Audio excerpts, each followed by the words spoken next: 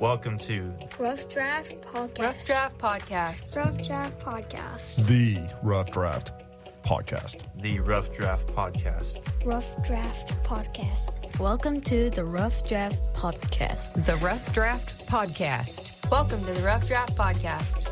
Ready to turn the rough drafts of today into the masterpieces of tomorrow? Let's get started. May is Mental Health Awareness Month, a time dedicated to breaking the stigma around mental health and encouraging open conversations about well-being. Today, we are joined by one of our high school counselors, Bethany Odom, who not only works closely with our students at Clyde High School, but also has her LPC. So welcome, Bethany. Thank you. It's good to be here. Yeah, so we are going to be discussing the importance of mental health in schools, some common challenges that students face, and how we can all support one another. So let's dig in. Why is mental health awareness important, especially for high school students and our educators? Being aware of your mental health is also a thing where when you're in class, making friends, new to school, I actually was working with somebody today that's brand new from a whole other state. Those kinds of things, your mental health is good to know just because of how people will accept you, how you're going to take in things as they come. Right. And, mental health is just important anyway because everyday life requires feelings, thoughts, emotions. Yeah, it's a huge piece. So what would you say are some common misconceptions when having conversations about mental health? I think, especially with high schoolers, I think that they have to react a certain way. I think it's maybe seeing movies, TV shows, their TikToks, all of that kind of stuff that they see. I think some people think that they have to react in a certain way to things. And it seems like recently it's almost like we call it Twitter-pated in my family, when boys are starting to notice the girls a little more, the sun's coming out, the birds are chirping, all of that, and a little more activity is coming about. And that kind of stuff is, I don't know, it just affects kids. Do you feel like the conversation about mental health has changed at all in the last several years? I believe it has greatly, yes. When COVID happened and people were stuck at home, back then during that time when we were in lockdown, I was working at an elementary school, and that was kind of hard just because you would hear from the teachers that, when they were trying to do the Zooms and the online teaching, and they weren't seeing kids often, we actually, some of us did home visits at times for like wellness checks and that kind of thing because you just don't know who's okay and who's not sometimes. Right. And during COVID, it was tough because that was a huge change for adults as well as children. And I think the students probably saw a side of their parents that they had never seen before, that concern, that unknown. And I'm sure that it had an effect, and we got to see the side of people that we'd never seen before. Yes, absolutely. Even just as a parent for me, after being a teacher and that kind of thing, I thought to myself, I don't know if I'd ever be a homeschool mom. This was a challenge, Yeah. And so, it's crazy to kind of think about. And it seems like in some ways that kind of exacerbated some of the issues that some kids are seeing and some parents were experiencing. And some of it stemmed from job loss and some of it stemmed from sickness. And, that made things tough. And sometimes just as kids, they don't know how to process it. And it affects their mental health. Yeah. So, like we mentioned at the beginning, you have your LPC in addition to being a school counselor. So how do you feel like having that additional training and experience has helped you when you go into work with students? I love that I went back to school to do that. I was just a regular school counselor for years, and then just got a wild hair just before COVID happened, actually. It was 2019 when I decided to go back and get my clinical mental health. And studying the clinical side of things helps you to understand how, medication and that kind of thing affects kids. You're also looking at, more in-depth theory, law, and that kind of stuff. So things make a little bit more sense more so than it did when you did your school counseling training. And so there's a lot more of looking into, of course, the ethical things, but you can also take into consideration just the overall, and it's kind of nice kind of having those letters behind your name just because it gives you a little bit more authority, where you can kind of say, hey, I've kind of studied this a little bit. Let's, I'm not sure where we're going with it, but, here's what I know. Right. How long does it take to get an LPC? Well, for me, it took, it was 24 hours. I had 36 done for my school counseling, and then I did 24. So it was probably about it was a little over a year. Because it was like a 5 weeks on, 1 week off kind of deal, and it was online. Yeah. Mm-hmm. So, yep. But some people are going in and doing it in person and, or all sitting and doing their 60 hours that's required by the state. You mentioned the online. I finished up my degree online also. But, when we were talking about COVID a minute ago, when we went from being in school to, hey, next week we're not going to be in school, that lack of interaction that the students had and the teachers had with their students, had an impact on all of us. I mean, It just made it tough for everyone.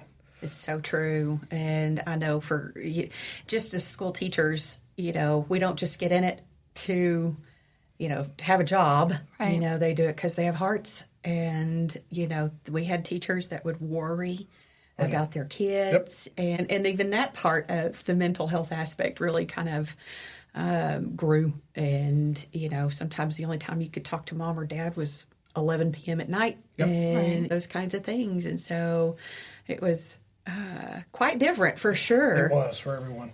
Yes. Mm-hmm. So what would you say are some of the most common mental health challenges that our students face? I believe just being in high school, a lot of it is the online stuff.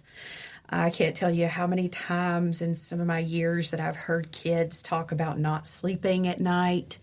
And it could be for one reason or another. Sometimes it's, sadness, and sometimes it's because, talking to their boyfriend or girlfriend, those kinds of things. And, it's one of those deals where you're just like, oh my goodness, you need to think about taking care of yourself. You've got plenty of time in the day to talk to your people. And that's probably the biggest thing I feel like is, that's a challenge for them is to, not be so focused, I guess, on the social and, putting meaning in those, likes on TikTok and that kind of stuff. Unfortunately, the social media platforms are built to entice you to stay connected and to check in and to comment. I know that I've read stories about students who have stayed up all night so that they could be doing that regular check-in. They would take it with them to the restroom when they got ready in the morning, or they had it with them all night long so that they could interact on a regular basis. And I'm going to tell you what, that's got to be tough. It's got to be taxing on a student, somebody that young, to be doing that all the time or feel like they need to. Yes, absolutely. And, it seems like at times, when you see them stop and they're taking a picture and, they're snapping. Yep. And, that's one of the things in the past, too, that's been a little bit scary for some of us. I know of my counselor friends is, there's things that can be done anonymously, right, which is, can be scary. And, people can be getting messages that they don't know who they're getting them from. Yeah, and, absolutely. Sometimes it's hurtful, and I know the effects are substantial, and a lot of states have started looking in deeper. I didn't realize until recently that there are like 15 states in the U.S. that have some kind of limitation on the use of devices in the classroom, phones, and banning social media. Some school districts, some states require that school districts do not allow access to any social media during the day for anyone. It's just blocked, and that means a lot considering somebody had to look into the potential effects and make that decision. Yes. Because that's a huge deal. I mean, that's a huge decision somebody made, or some people made, legislatures. Yes. But I was really surprised to see that had become such a big deal. Mm-hmm. Yeah, I mean, I've heard some research. There's been, I know, kind of before this whole push of removing phones from schools and that kind of stuff, that there had been some districts that actually had implemented that. They were kind of like a pilot school, I guess, for it.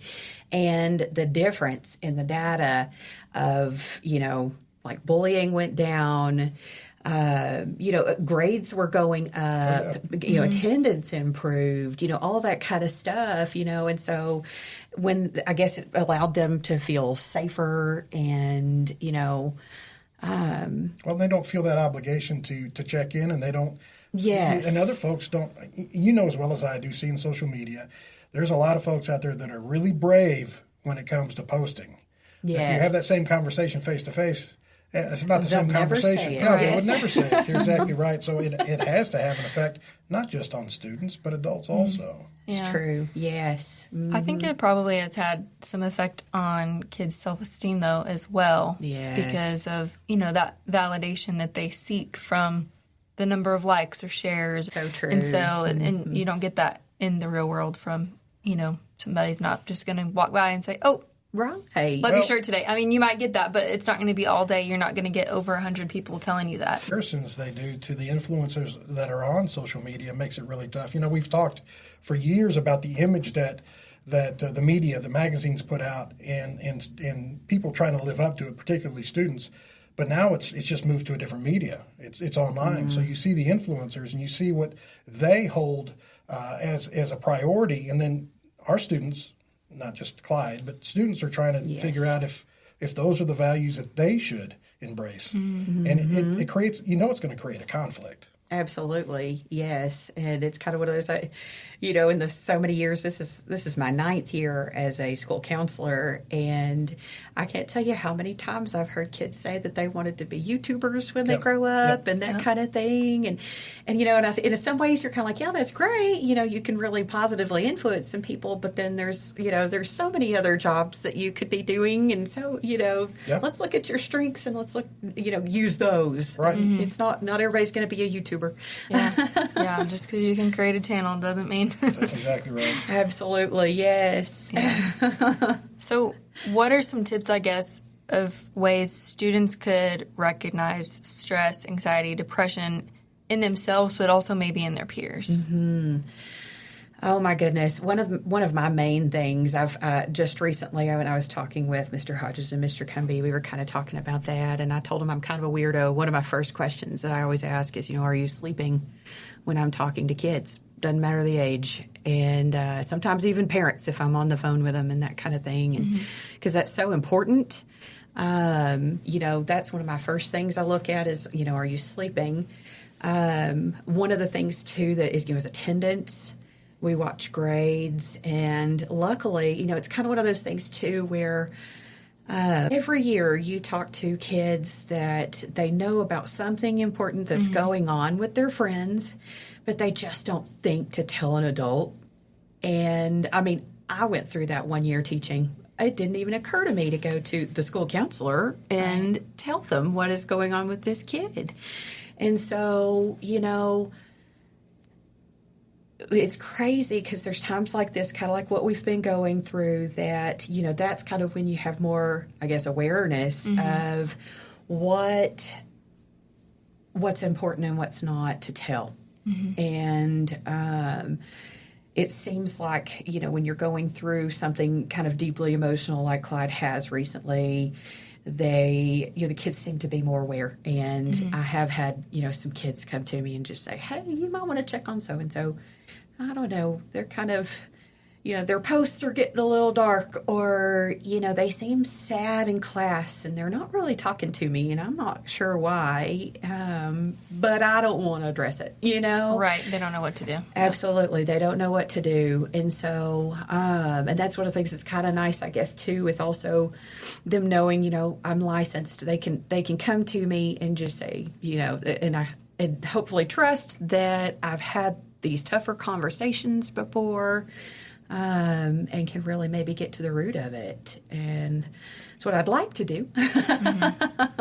But yeah. I think that, it's important. You hit on this a second ago about telling someone. We kind of drill that into our students at many different levels. But, I think it's those subtle changes that we can sometimes miss that the classmate, their peers can pick up on. And if they would let someone know that they noticed it, they don't necessarily need to do anything about it other than let someone know. And then that person can kind of take on the idea of, well, let me look a little bit farther and see if there's an issue here. But if you don't speak up, then no one knows. Absolutely. And there's been times too that we might have somebody kind of on our radar, but we get lost in the mix of work and you haven't gotten to really pull that student and all of that kind of stuff. And then when you have that friend come in and go, hey, I'm worried. I think you might want to check on them. And, and then that you kind of get that confirmation of, oh, I got to pull them, that raises your priority a little bit, on some other things can drop more to the bottom and we're going to hit this, as soon as we can. And so, yeah. It's good. But I'm sure that the staff, the teachers play a big role in that as well because they see the kids every day. They're in there. And so they can also help kind of tell when they're a little off. So maybe even if their friends don't want to come tell you guys, the teacher could say, hey, they just didn't seem like themselves today. And you can kind of pop in. So yes, I have. We've had some teachers that have done that, thank goodness, that have come to, Mr. Jones and me. I've even seen, and I really loved this, having kids in school here that, like one of the teachers had kind of said, for our team, if something's not been going well for your kiddo, maybe shoot us an email titled Handle with Care. And I've actually done that a couple times for my kids. And, just because it was a rough morning, it just didn't, just let us they're know grumpy something's going on. or something hard happened, like last year we lost a pet. And so, that kind of thing. And it was a rough few days before the processing could actually kind of, I guess, take place. And so I think that has been fabulous. And it and as teachers, they're so busy and they're so focused on sometimes just getting the lessons taught. And, in this time of the year when it's so busy, we're getting close to testing, that STAR testing, and we're getting close to, the end of the year and all of that. And so many things are fixing to start really happening. And so you feel pressed for time. And so your focus is more on the work than actually the mental health and the feelings and thoughts and stress. I really like that idea because, the teachers have how many in their rooms that, hopefully they'll notice. But, some teachers have a better connection with certain kids, and so they may not notice it. But kind of giving them that heads up as the parent of probably going to be a little off today, or if we seem a little sad, this is what's going on. And it just goes back to that awareness, and helping so that they don't have to figure it out, exactly what's going on with that kid. So, well, and the communications is important. Just like you're saying, if a parent says this is going on, or if a student says I understand that something's happened here, or if a teacher says they're acting differently, that communication can go a long way. Yeah, absolutely, yes. So, what about academic pressures, extracurriculars, that sort of thing? Obviously, kind of picks up at the high school level, college prep. Do you feel like those play into the mental health aspect? I do. I think, oh my goodness, it's kind of all, I guess, kind of going back to prioritizing and stuff. And there are some parents that I think maybe kind of they're not trying to, but they're pushing their kids, and then the kids don't really know how to, handle Yeah. that, so they think they have to be perfect. Added Or pressure. It's a little added pressure, and and I think some of it too can also just come from our side at the school. After this is my 20th year, and state testing is so scary. And as teachers, you try not to act so stressed, but you are. You're losing sleep. You're worried, and you think you're not ready. And then, and there's those expectations from the state on, well, you can't look at the test. You can't, do this, and you can't do that. And so it's just, I don't know. There's been some years that you feel like you can cut the tension with a knife. And, some of those years, and, is kind of with, more online testing, is the internet going to work? Is it going to, Yes, I know. I do know. I know. It's kind of, we had a couple years ago, when I worked at the elementary that I used to be at, there was a year we were having issues with our internet. And it was one of those where the teachers were like, we can't start at 9:00. We have to start, as soon as possible, because there's the time limits and there's all those things. And so it's just, there's so many moving parts to, especially like testing. I think, for the last couple of years, the online has become more reliable. But you're right. There was a time when it was a toss of the dice. You didn't know if it was going to run that morning or if you were going to get started and stop 30 minutes into it. But I want to say that I've been pleasantly surprised at how well the online testing has gone. I mean, I know we run into issues every year, and it may be a config file, or it may be something simple with a device, but overall, it's much better than it was when the entire school would freeze and we'd have to start over again. So, oh my goodness, yes. so true. There are a lot of points about testing that are stressful, and that just happens to be one of them. Yes, absolutely. But that is one of the things that has been nice is, just as a counselor, it's a little easier to plan when you have the online testing. So our mental health is a little bit better. You don't have all the packets in your office. Yeah, there's not so many booklets to hand out. Yeah. You do have your few that are paper testers and that kind of thing. But yeah, it does make it easier to print out test tickets, and the tubs are a lot lighter that way. Yeah, right. And there's not so much of a pressure on locking up so much and having so many shelves and all of that kind of thing, just because those booklets. But yeah, I don't know. It's just funny how it all works. And times change.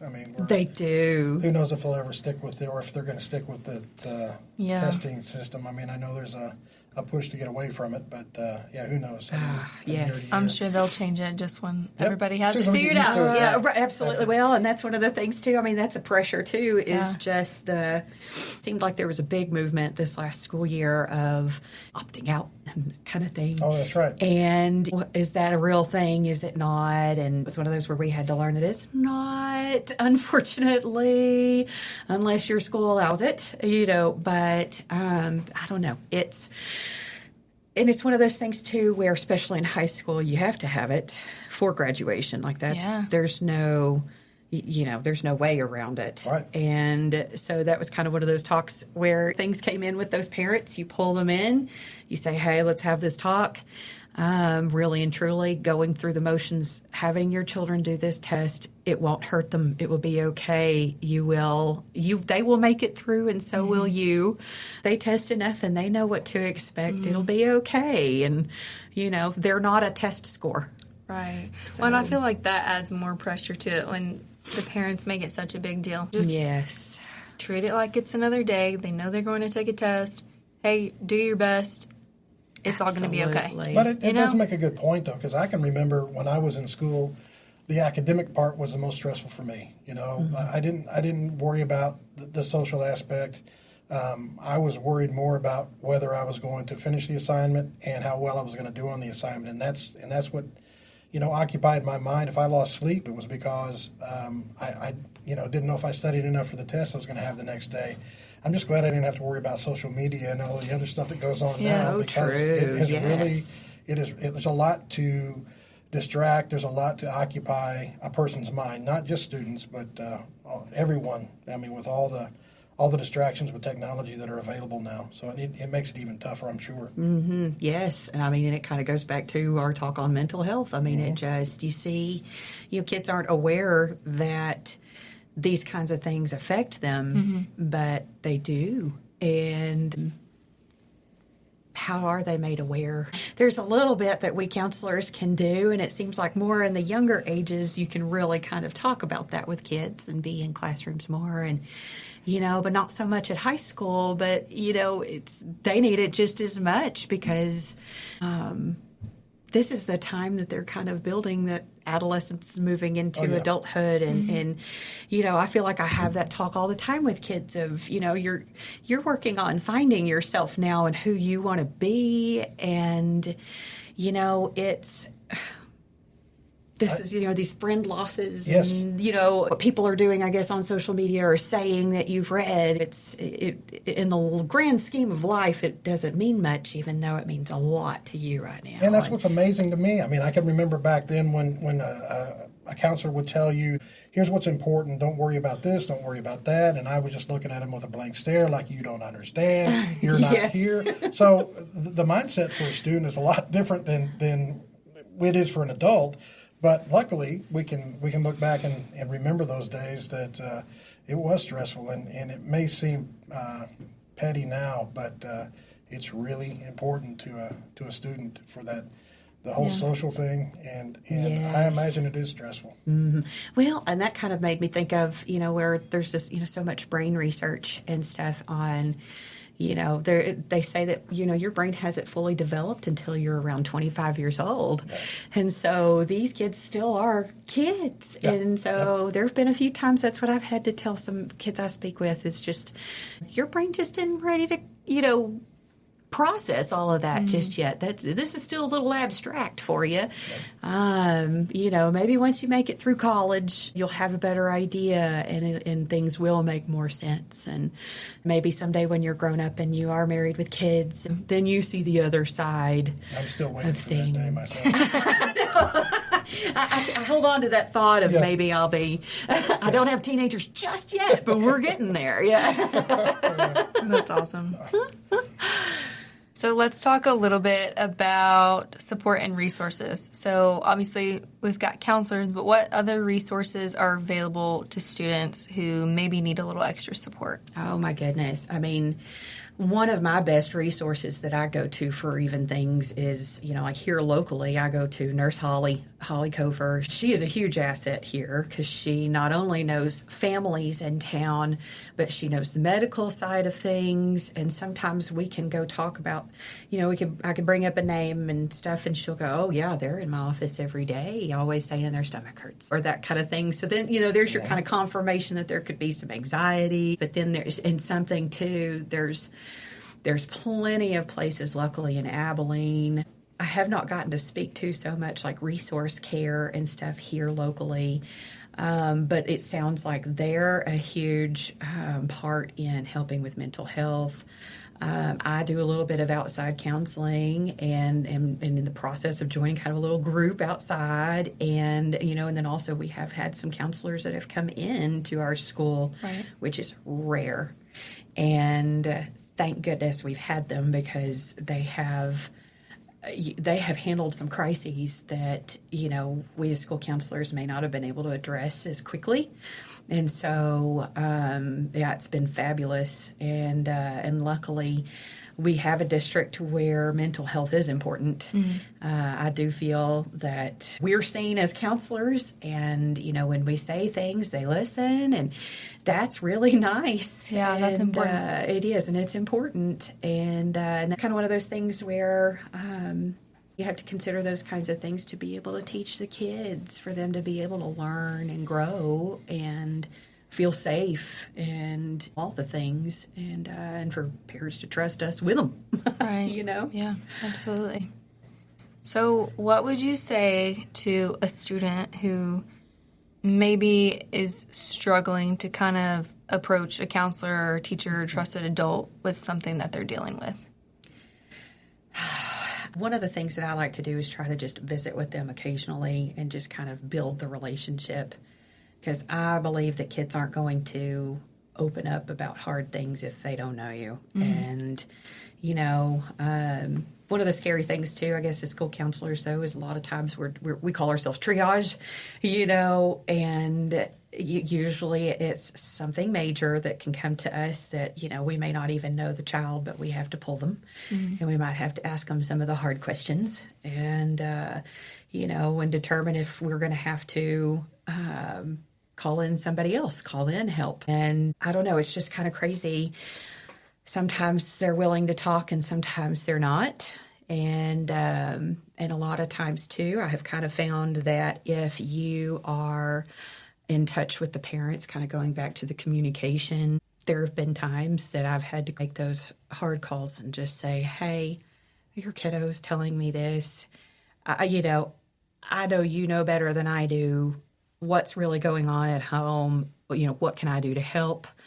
Can we be on the same page? And that kind of stuff. And that usually makes for a good conversation. And, and you try your best not to, bring on any heavy emotions and stuff. And typically when you're open and honest, parents are open and honest with you and not so defensive and that kind of thing. And they know that you're calling for their kid and not to judge.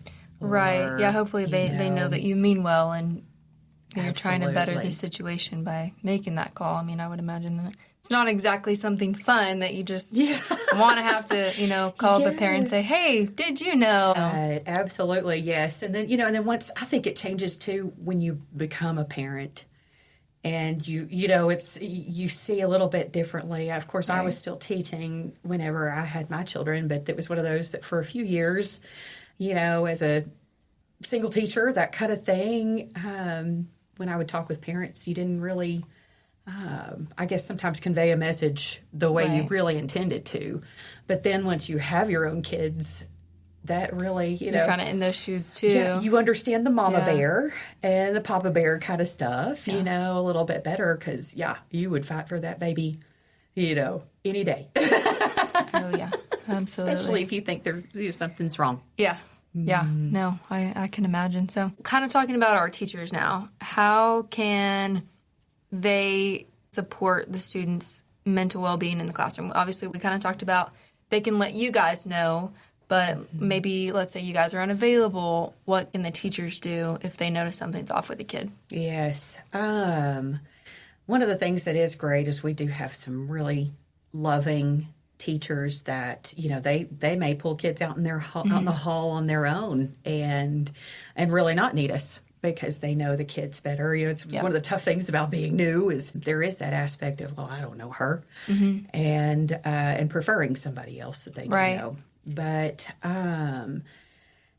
if we're not around some days, thank goodness there's the principals. I know principals can be busy and they see more of the suits, in the building or whatever.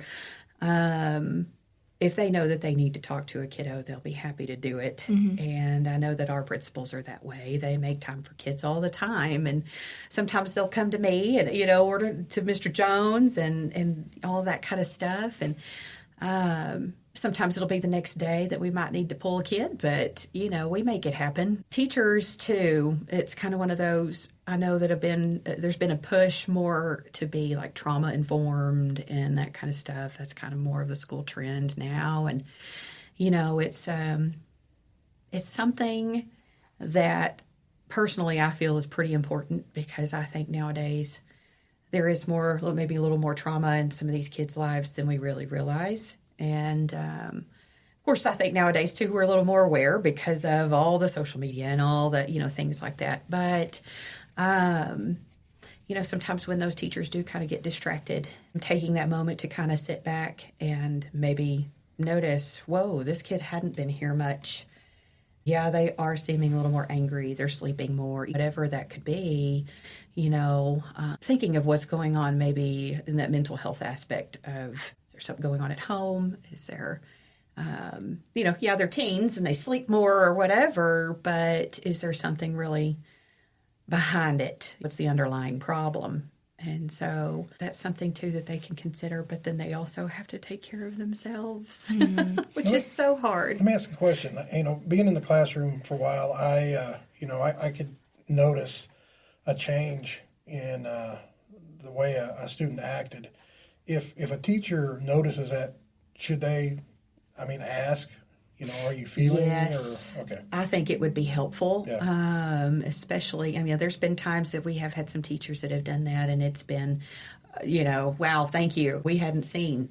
And so, and it has helped. And Right. so there's kids that, we've learned throughout, even this year, but just in my past that, you didn't know that they'd lost a parent Yeah. a year or two ago, or, and it's like, wow, that's huge. Yes, it is. And, their world's been turned out upside down, and they might be 10 years old. And so, what do you do with that? Well, and if something traumatic happened and it happened a few years ago, then the current teacher may not even be aware that happened. Absolutely. Yeah. And there's a certain amount of things that you can and can't share Yeah. as counselors. But a lot of the time, if something big like that comes Yeah. about, if a teacher comes to me, sometimes we've heard teachers going, oh my goodness, they're making me crazy. They won't sit still, or, whatever it could be. And, or they can't focus more than, just a little bit at a time. You kind of have to say, well, here, I don't even know if you knew this, but this happened, last year, Right. or, a Right. few years back, and, they're in survival mode right now, or that kind of thing. And that'll change Yeah. things quickly. And, the compassion sets back in, and the empathy, so, yeah. Yeah. Makes sense. Yeah. So obviously, teacher burnout has kind of been, I feel like, a bigger topic in the last few years. People Yes. are, seeing the numbers of people leaving the profession, and, talking about the stress. You kind of Yes. talked about that connection with the kids and feeling like you're carrying that baggage too, because it doesn't just stop at the end of the day. You're still worrying about those kids and losing Absolutely. sleep over situations that they're dealing with, or worrying that they're not getting fed, or Yes. just some basic things. So what advice would you give teachers dealing with that, or maybe something that you do as a counselor as you have those heavy things to carry, to not, be super anxious or stressed out yourself and still make sure you're taking care of you? Yes. I tell you, after becoming a school counselor, my faith grew. One of the things that I became a lot stronger in, I feel like, was kind of my prayer life, because I've always tried to be a fixer.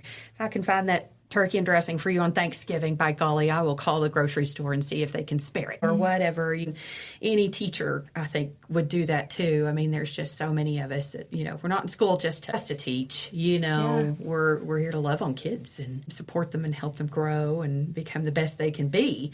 But taking care of yourself as an adult as I've gotten older and done this, has become very important. And it is hard to not take that home. Because, some of us have even had our own sort of traumas and maybe grew up poor, saw those hard things happen maybe between mom and dad, divorces happened, and that kind of stuff in our lives. And sometimes that kind of opens our wounds back up as adults. And knowing how to process that and have those coping skills, I think it's made it to where nowadays it's more important to maybe have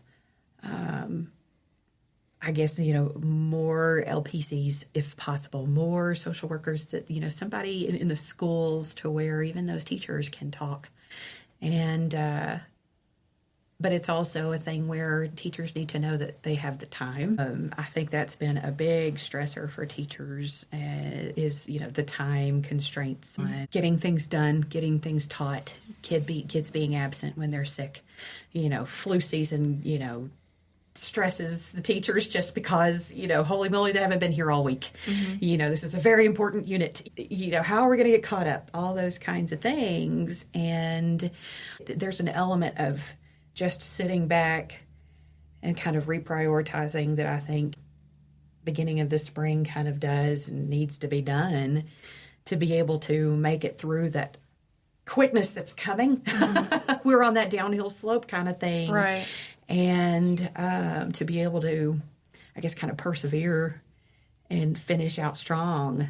And it's hard to do that because we're so distracted and all the pressures and all those things. But even there's a lot of times I've told adults, especially when they're going through things, whether it's parents or teachers, like, don't be afraid to take yourself a hot bath tonight. We'll put on some good music and tell your husband or whatever, tell your wife, it's like, I just need some time, or a little go bit of walk self-care. around. Absolutely. Go walk around outside, maybe, barefoot in the grass, do some grounding maybe and get some sun. And hydration is a big thing. Is mindfulness still a big thing? I know at one time it was really, you saw it, you heard about it everywhere. Oh yeah, that power of yet and stuff. Yeah. I think it is. Yep. I really do. I think it's just shared differently now. Gotcha. I think so many people were talking about that power of yet, but I think some schools just ran it into the ground. Yeah. And it's like, yeah, there is that, but it's a mindset thing. Meditation is a thing. Slowing down. There's a lot of times with with adults and teachers, it's almost like the American way to be in the rush and time constraints and deadlines and all those things, and we never do really like stop and smell the roses anymore, and or not play the sport because we need to slow down a little and that kind of stuff. You feel like there's so many pressures socially. I kind of know the sports world. I grew up in it. You felt like, I did sports all through the summer, all the things. When there's so many that do that, and as a counselor, you don't really want to recommend that, but it's like you need to find some time to slow down. Or one of the stories I tell that I got from my own personal counselor that I see every once in a while was, sometimes there is your outlet that has so many things plugged in that your breaker starts breaking, and you hear that light will click off. Yep. And and in real life it could be the pulling apart from people, isolation, crying more, hurting, your neck and back hurting, that kind of stuff. There's your body's signs of telling you that you are stressed and you need to slow down, and you might need to unplug a thing or two. And so that's what I liked about the idea of mindfulness, and that is, put yourself in the presence. You in the present. You don't worry about what happened earlier today. You don't think about what you've got to do later today or tomorrow. You just focus on yourself at that moment in time, and hopefully that eases some of that stress. And I know that a lot of people that meditate, what does that look like outside of sitting in a quiet space and being able to concentrate on or focus just on yourself at that moment in time can go a long way to easing your mind, so that you're not worried about things that you've done or things that you have to do. Those things will get here soon enough. So absolutely, to remove yourself from that for just a little while, I think can be beneficial, or it has been for me. Yes. Well, and something I know, it was so cool to get to do it, to get the opportunity to do it. But when we kind of had our little mental health day that morning where we could kind of rotate around with all of the staff, that was really cool. And I got to do that tapping class. And some people, when they came in, they were like, this isn't like a dance tapping, is it? I'm like, no, this, that was the mindfulness thing. Right. I was in the perfect room where you could turn the lights down, and I put on some like meditative music that is supposed to scientifically somehow it lowers your anxiety. And so we listened to that, and we did our tapping.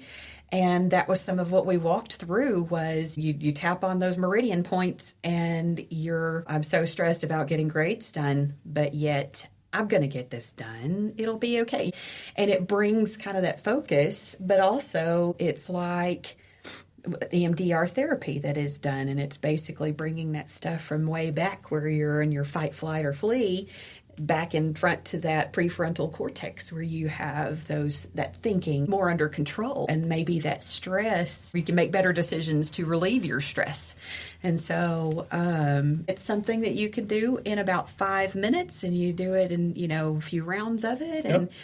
and take some deep breaths in between and help get a little bit of relaxation going. Yep. It's important. Yeah.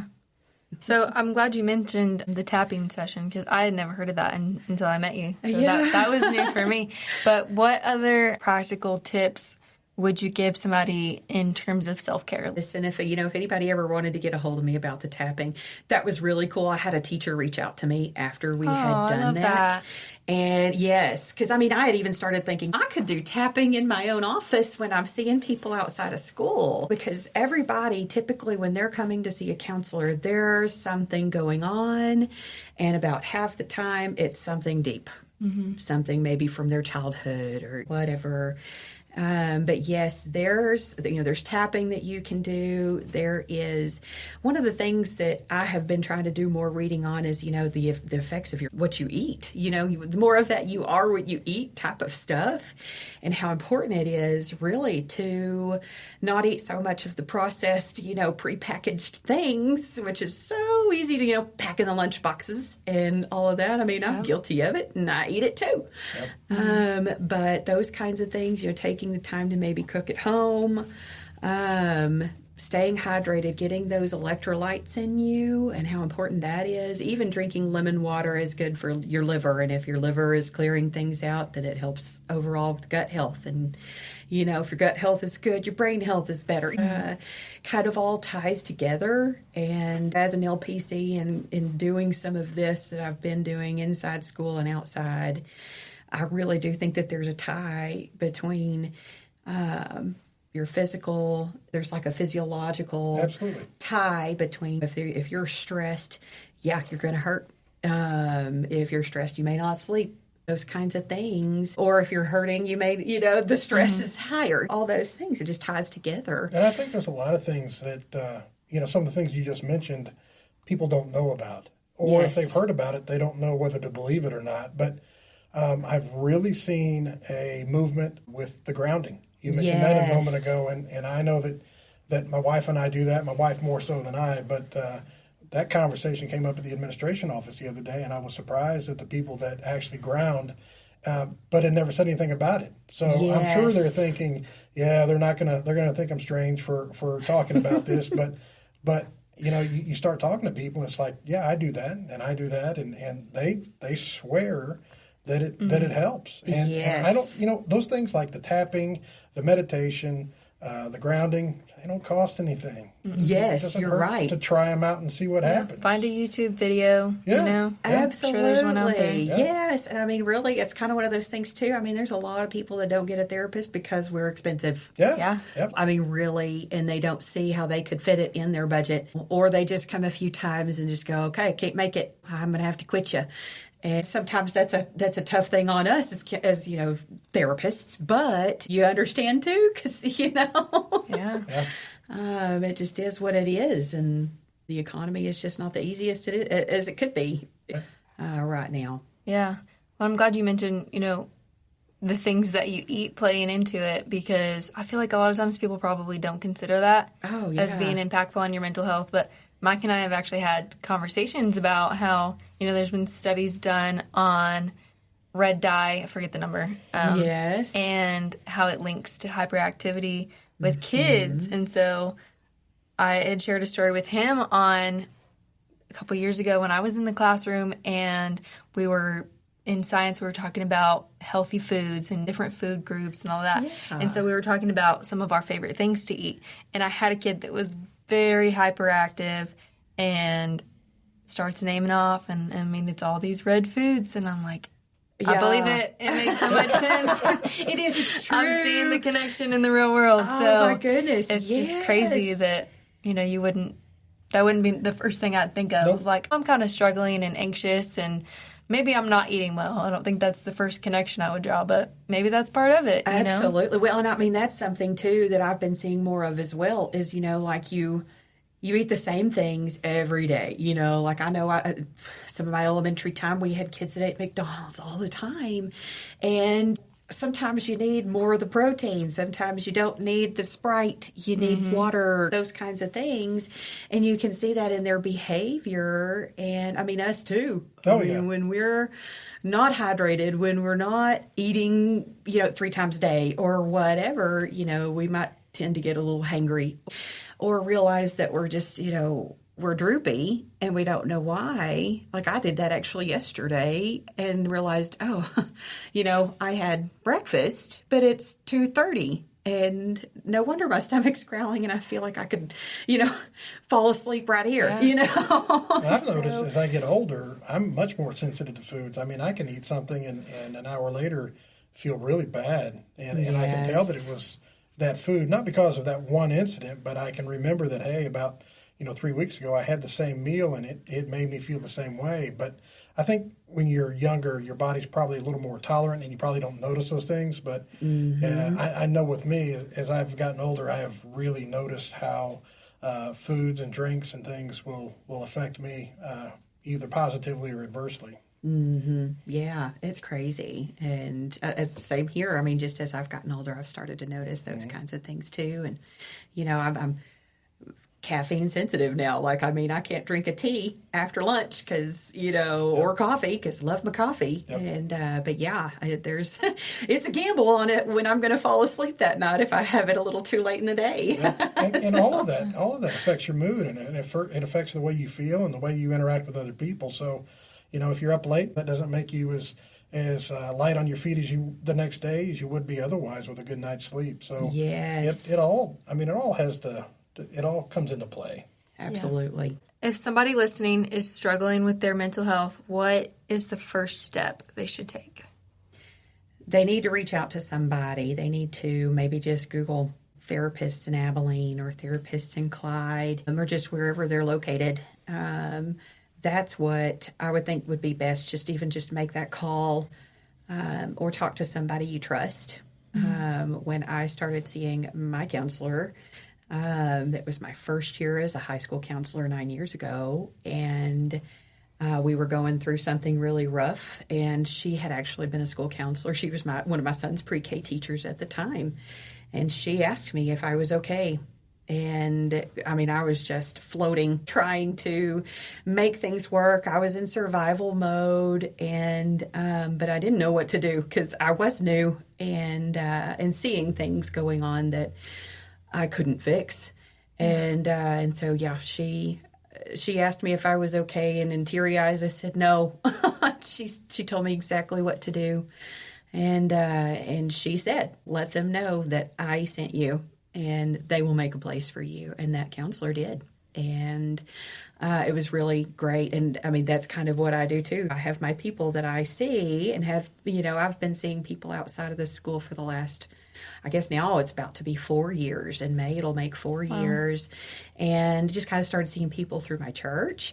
And, yeah, it was, some of them will refer their friends going, oh, this is what's going on. If he's a good listener, she might be able to help you too. And sometimes that'll work, and there's been times people have quit me, you kind of have to find your person that you kind of fit with. And so there are people that have been through a therapist or two just because for one reason or another, trust reasons or timing, all that kind of stuff, not showing up or on sometimes the therapist side, sometimes it's them, and price, those kinds of things. But I was amazed. I had done a Google search for therapist in the Abilene area one time. I was amazed at the online offering. If you think about it, I don't know that you necessarily need to be in person. Yes. If you're able to talk to someone and interact with them so that they can, give you advice or try to figure out how best to give you direction. Yes. And as I was kind of getting more into the world of all of this, I looked at, I come from West Texas, and oil field is a big thing and all of that kind of stuff. And I had mental health issues going through school at times around in there, and just kind of got curious if maybe I would know any of them, that kind of stuff. Maybe I went to school with them at one point or anything like that. But there was more online choices there in West Texas than there really seemed to be in person. Well, something I did notice once I started looking a little bit deeper into the credentials is that a lot of them that I saw were not in the area. But I don't know why it would matter, Exactly. if they're qualified and they work out well. But I think what happens is they advertise because they are available from anywhere. Absolutely, yes. And, and it's kind of one of those, too, where I think it's a lot of counselors, we like to kind of specialize in things. One of the things that I feel kind of led to do eventually is do more like play therapy and that kind of thing, because I've always... kids have always, little ones, elementary has kind of always been my world. And, being an advocate for little kids has kind of been what I have felt like is, my calling. And, but it's really, there's people, and something too that I've, thought about doing too is, since you see so much trauma, there's a lot of people that I've talked to that I feel like have been through like real trauma. As a counselor, you want to kind of learn different types of therapies, and EMDR therapy is what I'm planning to look into as well, where you hear the hard stuff, but you help these people process the ugly that they've been through, but it's also based on if they're ready. Yeah, true. I see that. But yeah, I don't know, and there's lots of different specialties that counselors can have. Yeah. So it's good. Thank goodness for that. I don't know, lots of different choices. And luckily, Abilene has a lot of them. And if you don't, there's BetterHelp, there's Headway, there's, it just depends on even how you want to pay. Yeah. But there's so many. I think there was counselors for like virtual counselors. Mm-hmm. There's a bunch of different ways to find some help and, and on your time. Yeah. Mm-hmm. So yeah, maybe check with your insurance too. I don't know. Yeah. True. Different ones may cover Absolutely. certain people. That could be an option, or maybe they have an online group that they I'm pretty work sure with. our insurance company actually offers that search option, and I Yes. can't remember if they actually had because they have online physical therapists, but I didn't know if they had any just therapists that. That may be something to check into. I've actually looked. There was somebody I spoke with earlier this year and stuff, and we were kind of talking about that, of going, I might want to find a counselor. And so I kind of started looking, well, let's look in our network, because we had the same insurance. And like I had found my supervisor on that list, which was great, and he's a grief and bereavement kind of counselor, and that was the reason that this person needed help. And so, and there were plenty of people that were in network. And so it was kind of cool to be able to go, oh, good. Where I came from, 45 minutes or so was about the drive that you were going to find yourself a counselor face to face. And so, and some people just don't have the means to get that far. And so, and they're the ones sometimes that need it the most. Yeah. So, but yeah, it's definitely take a look at your insurance provider and check the network. Yeah, absolutely. Well, as we wrap up today's conversation, we just want to remind everyone that your mental health is just as important as your physical health. And whether you're a student, teacher, or parent, taking care of your mental well-being is essential. And if you or someone you know is struggling, don't hesitate to reach out, because there are lots of options available. And if you're not sure, you can ask and somebody can get you the help that you need. So, Bethany, thank you for being here today and sharing your insights. We're lucky to have somebody on staff that has your expertise. So, thank you. It's great being here. Absolutely. Blessed. Yeah. And to our listeners, let's continue this conversation beyond Mental Health Awareness Month, and just be kind and aware and support each other year round. So absolutely. Thank you for tuning in, and we will see you next time.